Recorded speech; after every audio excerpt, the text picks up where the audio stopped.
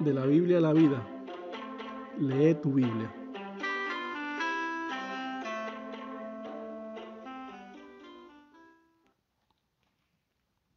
Toda la escritura es inspirada por Dios y útil para enseñar, para redarguir, para corregir, para instruir en justicia, a fin de que el hombre de Dios sea perfecto, enteramente preparado para toda buena obra. Segunda a Timoteo capítulo 3, versículos 16 y 17. Lo que puedo sacar acá como conclusión, y que es lo que voy a intentar que también entiendan ustedes, es que tenemos que leer la Biblia. Lee tu Biblia. A la mañana, a la tarde, a la noche, cuando sea, lee tu Biblia. Un ratito, un rato, 1 hora, 2 horas, todo junto, distribuido a lo largo del día, pero lee tu Biblia. Con muchas ganas, con pocas ganas, pero lee tu Biblia. Ahora te podrías preguntar cómo llegué a esa conclusión leyendo esto. Bueno, no es tanto una conclusión, sino más bien lo que debiera provocar al entender estos dos pasajes. Porque lo que tenemos que entender acá es que primero toda la escritura, es decir, la Biblia, tanto Antiguo como Nuevo Testamento, es inspirada por Dios, tu creador, tu Dios, tu Señor, tu dueño, tu amo, tu Padre, inspiró la Biblia. Y la palabra inspirar no significa que Dios o que los autores de la Biblia, los escritores de la Biblia, pensaron en Dios y se inspiraron en Él como si fuese una musa o alguien que los motivó a hacerlo. La palabra inspirar, la palabra griega que se traduce como inspirar, literalmente significa exhalar. Quiere decir que Dios habló la escritura a los autores de la Biblia, a los escritores de la Biblia. Las exhaló de su propia boca, las inspiró en el sentido de que les infundió la escritura, la palabra que él quería que fuese escrita en la mente de los autores. Fue soplada por su espíritu en ellos. Fue hablada por Dios.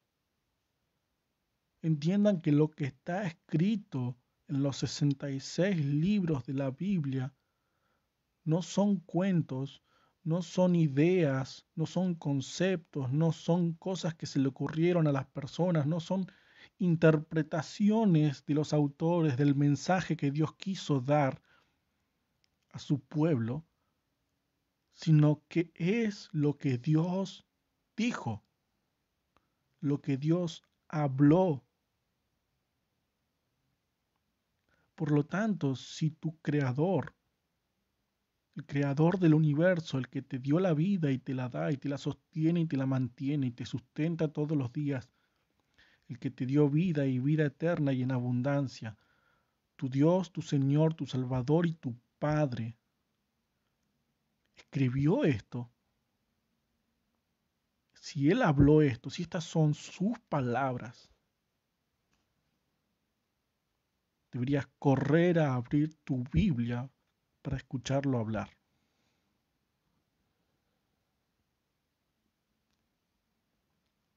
Esa es la primera razón por la que te digo, lee tu Biblia. Y para mí también, leamos la Biblia. Y continúa Pablo hablándole a Timoteo, le dice que es útil para enseñar. Y que sea útil no está diciendo en el sentido de recomendación. Mirá, Timoteo, fíjate si te resulta porque yo lo veo muy útil. No. Está diciendo, Dios utiliza la escritura para enseñar. Él habla para enseñar. ¿Enseñar qué? Enseñar lo que necesitamos saber para vivir la vida cristiana.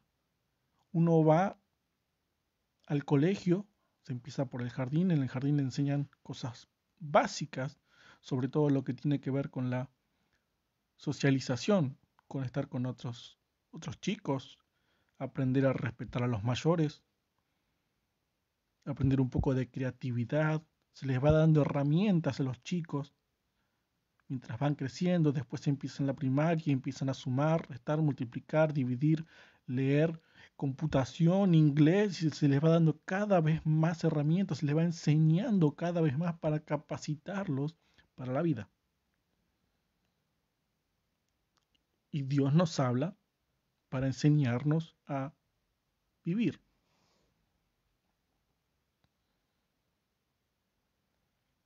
Después dice que también Dios nos habla para redarguir. Y la palabra redarguir quiere decir rebatir. Rebatir un argumento, rebatir una actitud, un pensamiento, una idea que está equivocada.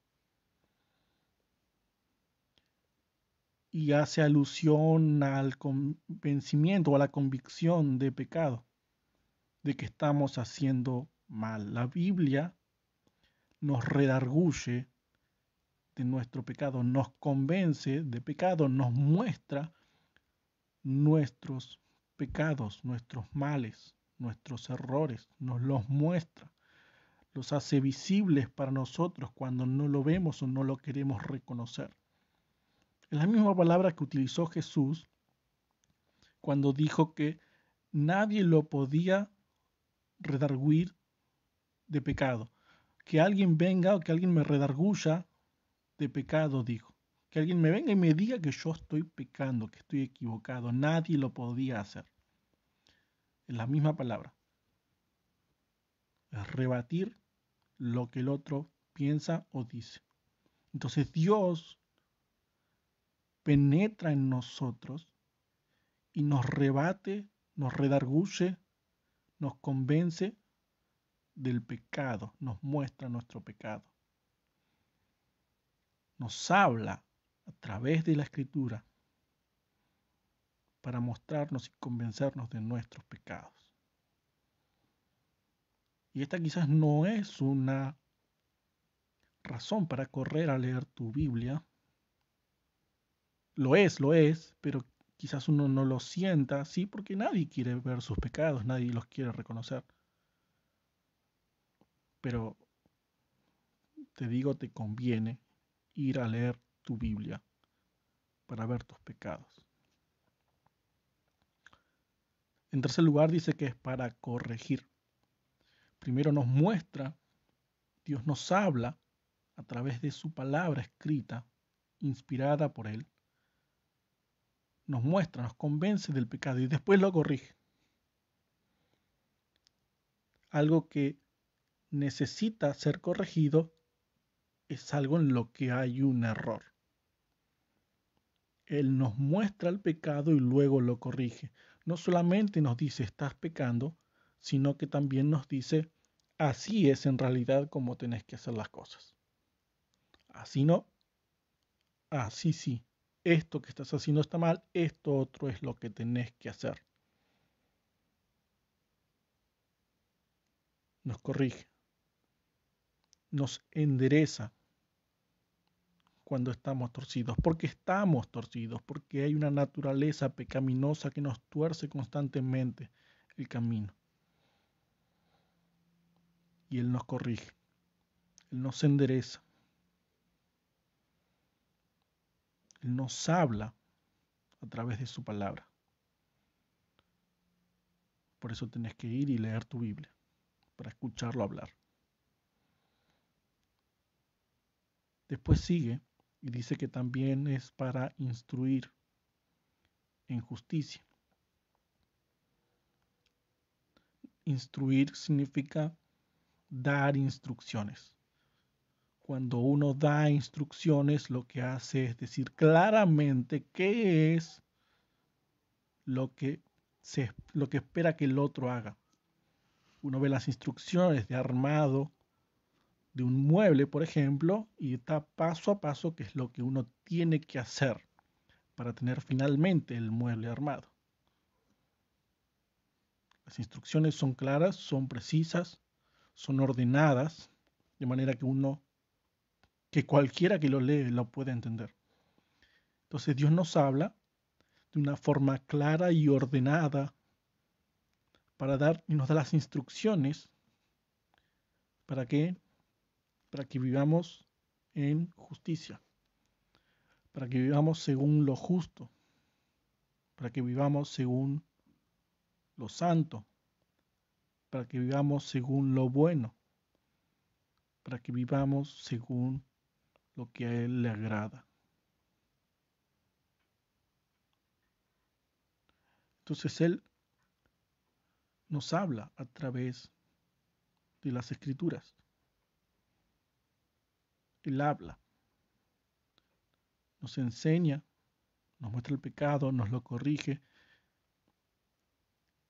y nos da las instrucciones precisas. A veces ni siquiera es necesario ponerse a meditar o a tratar de entender algo porque están tan precisos en muchos lugares lo que tenemos que hacer que es simplemente ir y hacerlo. Y finalmente, versículo 17, a fin de que el hombre de Dios sea perfecto. Y esta palabra perfecto no es perfecto. Se traduce mejor como completo o capacitado. A fin de que el hombre de Dios, sea perfectamente capacitado o completamente preparado, como dice después, para toda buena obra. La palabra de Dios no nos hace perfectos, porque solamente vamos a ser perfectos cuando el Señor vuelva. La palabra de Dios nos capacita lo suficiente para que podamos llevar a cabo toda buena obra. Para poder llevar a cabo esas buenas obras que dijo Jesús, que son las que tienen que ver los hombres en nosotros para que glorifiquen a nuestro Padre que está en los cielos. Son las buenas obras que brillan, por las que nuestra luz brilla, de manera que hasta el mundo termina glorificando a Dios en nosotros. Entonces Dios nos habla,